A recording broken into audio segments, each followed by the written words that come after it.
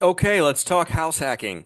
I'll get into why, but for a quick definition, for anyone that doesn't know, the idea is you use an owner-occupied loan to get into your first, well, it doesn't have to be first, but get into an investment property while living in it, which the advantage is with an owner-occupied loan, you have the lowest down payment possible. Nothing down if you're a veteran, VA loan. 3.5% down FHA is an option if it's your first property, and 5% conventional is the other option. And talk to your loan officer. There's pros and cons to each, but point being, far less than if you're buying a traditional investment property and needing 20% down. Additionally, you'll get the lowest rate possible because it's owner occupied, and this essentially allows you to reduce or eliminate your living expense, potentially cover utilities, food, gas as well. I've done it that way, and start benefiting from amortization, appreciation, and depreciation, i.e., the benefits of owning real estate. Now, the reason I'm making this video today is it's beginning of 2025. I just had a conversation with one of my realtor friends, and they were talking about how hard it is to house hack now. And I'm 7 years in now, and people were saying this 7 years ago in 2018. Of course, values were much lower in Colorado Springs and rates were lower, but rents were dramatically lower when I started there as well. There wasn't as much demand. And people said it in 2020 as I continued to buy in 2022. They said it last year. And so people will say this forever, and it's ridiculous and not really true. So I'm going to show that today. And then, secondly, this is important to me. I'm actually pretty passionate about this because this changed my life. I wouldn't have been able to quit my job, start my business, take that risk if I didn't have a house hack just like this house. It's the first one I bought is actually right around the corner from this in Colorado Springs. And so, man, I hate to hear people talk like this isn't feasible because it's certainly feasible and with very little effort, kind of ad lib. I'm going to show you an example. Finally, um, why Colorado Springs? This is a middle market price wise, so I think it's a good representation of a lot of the country. If you're somewhere cheaper, it'll be easier to buy, but there's going to be less demand for those spaces. Whereas if you're somewhere like San Diego and getting something under a million is challenging, well, the positive to that is there is so much demand for every little nook and cranny. People rent tiny spaces for astronomical sums.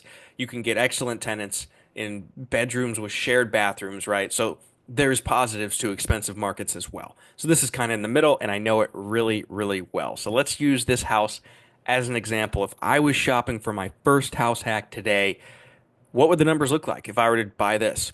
Well, it's a 4-3. A lot of the houses in this neighborhood have walkout basements. This one does not. So it's a little bit of a detractor, but it's still a great house hack home because you got the master upstairs, bathroom, closet, and it's separate. So you don't have to share a bathroom with tenants. And then two guest bedrooms, they would share one bathroom, living space, dining room, breakfast nook, kitchen, stairs. And what I like about this floor plan, in addition to the separate bathrooms, of course, is the basement is a whole nother living space and almost its own unit. It's just missing a kitchen. And a lot of tenants I had over the years would always eat out and just bring home snacks and they'd never use the kitchen. So having a separate basement like this functioned as pretty much its own unit because they didn't need a kitchen. I just give them a refrigerator downstairs and they were good to go.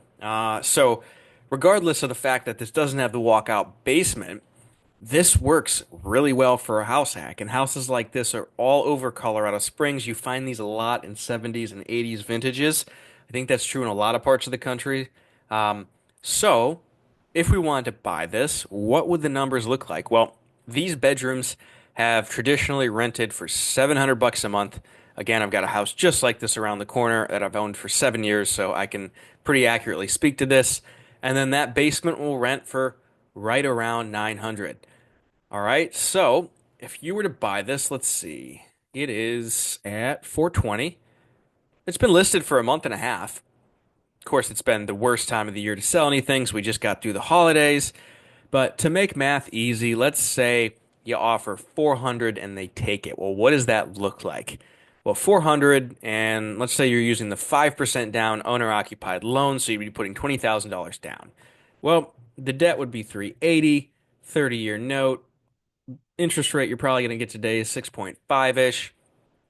All right, that would put you at 2402 for your principal and interest. What about taxes and insurance? Well, one thing about Colorado Springs, taxes are very, very low. Insurance is pretty low too. So if we scroll down, you'll see 1241, so $100 a month. All right, so it'd be 2500, and then with insurance, it would be about $2,750 a month for a total principal, interest, taxes, and insurance payment for this property. Now, I know the numbers here as far as what things will rent for, but if you didn't, you can look on places like Roomster, Craigslist, Facebook. That is where we rent these rooms, and that is where you can easily get comps. So we don't need to spend time on that because it's pretty straightforward. But bringing this full circle, if you're at 2650 a month on the payment and you're renting 900 for the basement, 1400 for the two bedrooms upstairs, that puts you at 2300 bucks a month.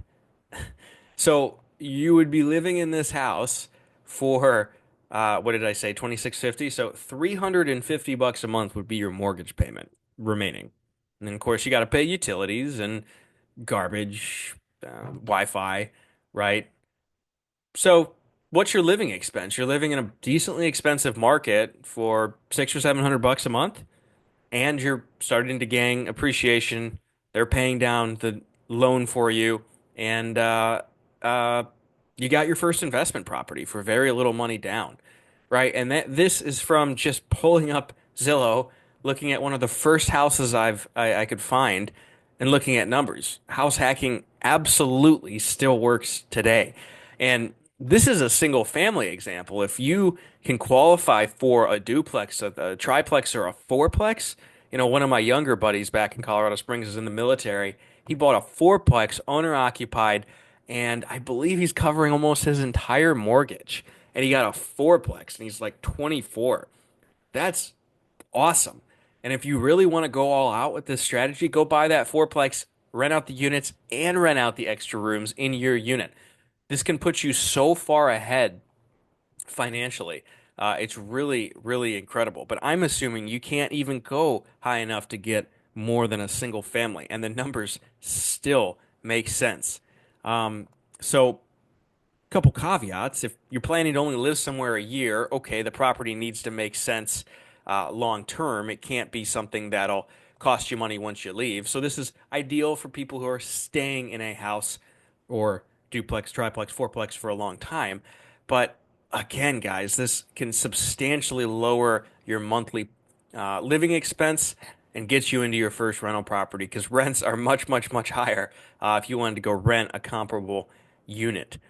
So that's just an example today of how you can still house hack right here in Colorado Springs. And I didn't even get into creativity or value add where this was just a cookie cutter house off the market.